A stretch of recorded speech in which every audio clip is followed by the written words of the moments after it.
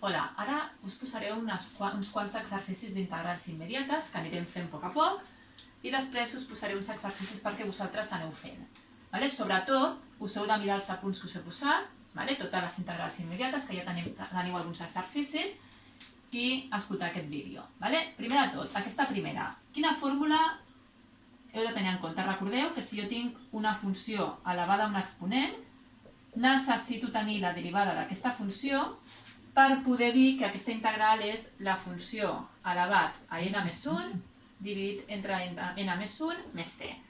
Per tant, aplicant aquesta fórmula, fixeu-vos, jo tinc una funció que és 3x més 1 elevat a 6 i la derivada de la funció, és a dir, la derivada de 3x més 1 és 3, que no ho tinc, però 3 és un número.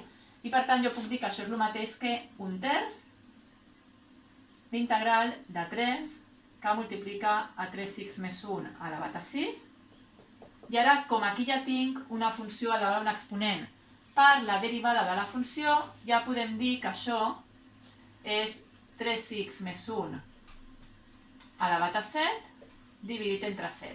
Per tant, aquesta seria la primera, que podeu escriure, si voleu, 3x més 1 elevat a 7 dividit entre 21.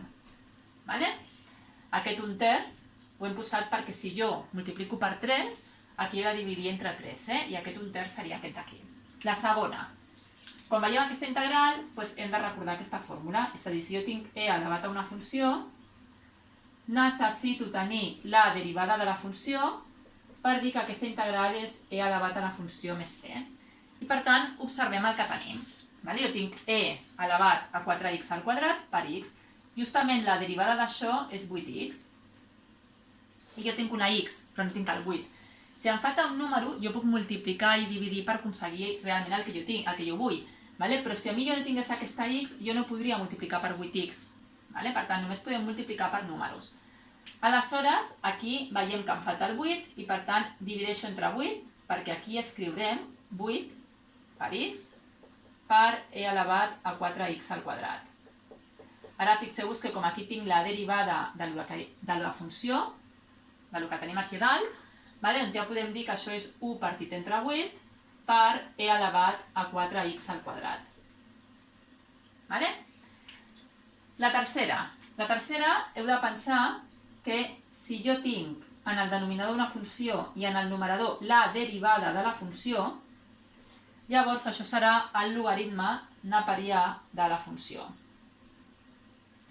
Aleshores, el primer que he de fer quan jo tinc una fracció és comprovar si en el numerador tinc la derivada o alguna que s'assembla de la derivada del denominador. Fixeu-vos que aquesta derivada és 3x al quadrat menys 3, per tant, ho tinc tot, però em falta multiplicar-lo per 3, i per tant direm que això és un terç, 3 que multiplica a x al quadrat menys 1, dividit entre x a la 3 menys 3x. I ara fixeu-vos que com ja tinc aquí una funció i aquí de la derivada de la funció, doncs podem aplicar la fórmula i dir que això és un terç del logaritme neperià de la funció, que en aquest cas la funció és x elevat a 3 menys 3x. Sempre recordeu que el logaritme va en valor absolut, perquè el logaritme d'un número negatiu no existeix i per tant sempre s'ha de posar el valor absolut. I l'últim que tenim, jo sé que la integral del sinus d'una funció necessito tenir la seva derivada per dir que això és menys el cosinus de la funció. Això ho teniu també a les integrals immediates. La derivada del sinus és el cosinus i la integral del cosinus és el sinus. La derivada del cosinus és el menys sinus i per tant la integral del sinus és menys el cosinus. Per tant, fixeu-vos que la meva funció és 4x, la derivada és 4, em falta un 4, per tant, divideixo entre 4 i multiplico per 4. I ara, aquí ja tinc el sinus d'una funció per la seva derivada i, per tant, podem dir que és un quart per menys el cosinus de 4x. És a dir, menys cosinus de 4x dividit entre 4. I aquí teniu 4 exemples d'integrals immediates. Llavors us posaré ara uns exercicis semblants a aquest i aneu fent aquestes integrals.